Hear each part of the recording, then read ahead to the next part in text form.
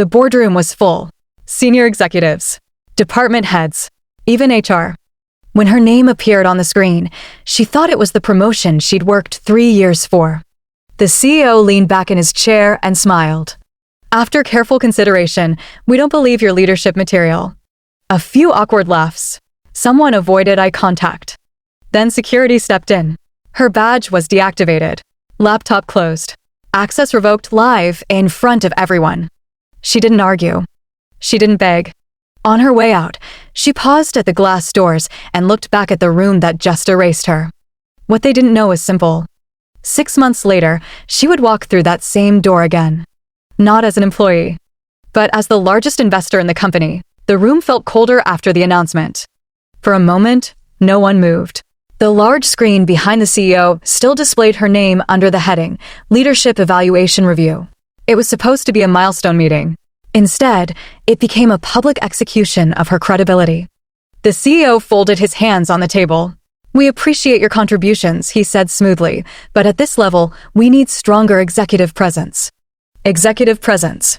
She had led 2 of the company's highest performing projects, increased quarterly revenue, trained half the people sitting in that room, but none of that was mentioned. A senior manager cleared his throat but said nothing. Another colleague avoided looking at her entirely. The same people who once asked for her guidance were now suddenly very interested in their notepads. Then came the final blow. "HR will walk you through the transition," the CEO added. "Security will assist." Security. The word echoed louder than it should have. 2 uniformed officers stepped inside the glass boardroom. Not aggressively. Not rudely. Just professionally. That somehow made it worse. Her badge was gently unclipped. Her company laptop was closed mid-meeting. Access to internal systems was revoked in real time. A notification sound came from her phone. Email access suspended. Someone near the end of the table whispered, "Wow." She could feel the heat rising to her face, but her voice remained steady. "So this was decided before today?" she asked calmly. The CEO didn't hesitate. "Yes." Meaning this meeting was never a discussion. It was a performance. For them. She stood up slowly. No dramatic gestures. No raised voice. She adjusted her blazer, gathered her notebook, the one filled with strategies they would now struggle to execute, and looked around the room. 30 seconds of silence. Not one person defended her. Not one. As she walked toward the door, she caught her reflection in the glass wall, composed, controlled, unreadable. Humiliation wasn't the worst part. The worst part was realizing she had overestimated loyalty in a room driven by power. The door closed behind her. Inside, the meeting resumed within seconds, as if she had never existed. But outside that room, something had changed. And this time, she wasn't going to forget it. Her apartment felt unusually quiet that night. No notification sounds. No late emails. No calendar reminders. For the first time in years, her phone wasn't vibrating with urgency. She placed her bag on the kitchen counter and just stood there for a moment. The silence wasn't peaceful. It was heavy. On the table sat her company award from last year, Excellence in Strategic Growth. She stared at it, then let out a quiet, almost ironic laugh. Executive presence. That's what they said she lacked. She replayed the meeting in her mind. The CEO's tone. The polite smiles. The rehearsed statements. The security guards standing by the door as if she were a liability. Was she blind? Had she ignored the politics? Had she worked too hard and trusted too much? She opened her laptop, her personal one this time, and began scrolling through job listings. Senior analyst, project consultant, mid-level manager. Positions below the level she had already proven herself capable of. Her chest tightened. For the first time that day, doubt crept in. Maybe they were right. Maybe she wasn't ready. Maybe she overestimated herself. She closed the laptop. No, that wasn't it. This wasn't about performance. It was about control. She walked to the bathroom mirror and looked at herself, not the confident executive version, not the polished boardroom strategist, just her. Tired, disappointed, angry, but not broken. Tears filled her eyes, but she didn't let them fall. "They didn't remove me because I was weak," she whispered softly. "They removed me because I was becoming powerful." That realization shifted something inside her. She went back to the table and picked up the award. Instead of throwing it away, she placed it back carefully. Proof. Not for them. For herself. She opened her laptop again, but this time, not for job applications. She searched the company's latest financial reports. If they thought she was done, they misunderstood one thing. She wasn't at her lowest point. She was at her turning point. The next morning didn't begin with revenge. It began with research. Instead of rewriting her resume, she opened financial databases, investor briefings, quarterly earnings calls, industry forecasts.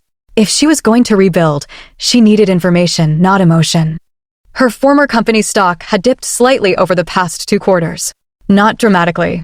Just enough to signal instability. Expansion decisions were aggressive. Cash flow tighter than they publicly admitted. She noticed something else.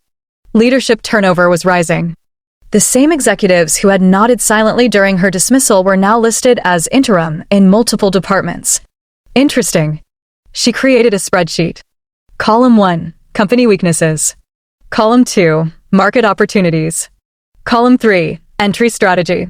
This wasn't anger anymore. This was strategy. Over the next few weeks, she reconnected with former clients, not to complain, not to gossip, but to listen. She asked about unmet needs, delayed projects, budget inefficiencies. Patterns began forming. The company wasn't failing, but it was vulnerable. And vulnerability, in the corporate world, attracts investors.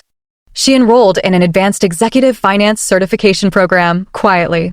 No social media updates. No announcements. While others assumed she was job hunting, she was sharpening her understanding of acquisition structures and equity leverage. Evenings were no longer silent. They were filled with webinars, investor forums, private equity discussions. One particular virtual conference changed everything. A mid-sized venture capital firm mentioned they were looking to diversify into her former company's sector, but lacked insider operational perspective. She didn't hesitate. She requested a meeting. When she entered the video call, she wasn't defensive. She wasn't bitter. She was prepared. She presented a breakdown of the company's inefficiencies without sounding personal. She spoke about growth ceilings, leadership blind spots, and undervalued departments. She never mentioned her firing. The investors were impressed. "You seem to understand their internal structure well," one partner noted. "I understand their potential," she replied calmly. Over the next 2 months, discussions evolved. Small initial investments were made, not enough to trigger attention, but enough to build presence. Shares acquired strategically during minor dips. Quiet accumulation. She studied shareholder reports weekly. 30% ownership was unrealistic. But 10%? Possible. 15? With backing likely. She negotiated performance-based leverage agreements with the venture firm. If projections were met, her influence would increase proportionally. By month 4, she wasn't just an investor. She was a stakeholder with voting power. And the company still didn't see her coming. Meanwhile, internally, cracks were widening. A failed product launch. A public relations mishap. Leadership friction. Stock prices dipped again. She didn't celebrate. She calculated. Month 5, she made her boldest move, consolidating shares through aligned investors. The venture firm trusted her projections. They increased their stake under her strategic guidance. When legal paperwork finalized, she leaned back in her chair and reviewed the numbers. 38% controlling interest. Enough to demand a board review. Enough to call a meeting. She closed her laptop slowly. 6 months ago, security escorted her out of that building. Today, she held enough influence to walk back in through the front door, not as staff, but as power. And this time, the meeting would not be a performance. It would be a correction. By month 4, the shift was no longer theoretical. It was measurable. The company's stock had declined another 6% after a poorly timed expansion announcement. Investors were uneasy. Analysts began questioning leadership stability during earnings calls. She didn't react emotionally. She reacted strategically. Through the venture firm, she increased her equity position quietly. Not in one dramatic purchase, but in calculated increments. Small enough to avoid headlines. Large enough to accumulate influence. Every acquisition was deliberate. She studied voting rights structures, board bylaws, shareholder agreements. Control wasn't just about percentages, it was about timing and leverage. Meanwhile, inside the company, tension was rising. Two senior executives resigned within weeks of each other. An internal memo leaked about budget restructuring. Employees sensed instability, even if leadership publicly denied it. She watched from a distance. Not with satisfaction. With patience. The venture partners began taking her more seriously. Her projections about internal friction had proven accurate. Her breakdown of operational inefficiencies matched real-time outcomes. "You anticipated this," one partner admitted during a strategy call. "I understood the culture," she replied. By month 5, she held direct equity and indirect influence through aligned investors totaling over 30%. That wasn't majority ownership, but it was power. Power to request financial transparency. Power to call for governance review. Power to propose structural change. She scheduled a private legal consultation. If a formal board review were initiated, she wanted every clause airtight. No emotional decisions. No loopholes. When the final consolidation agreement was signed, she stared at the confirmation email for several seconds. 38% controlling stake.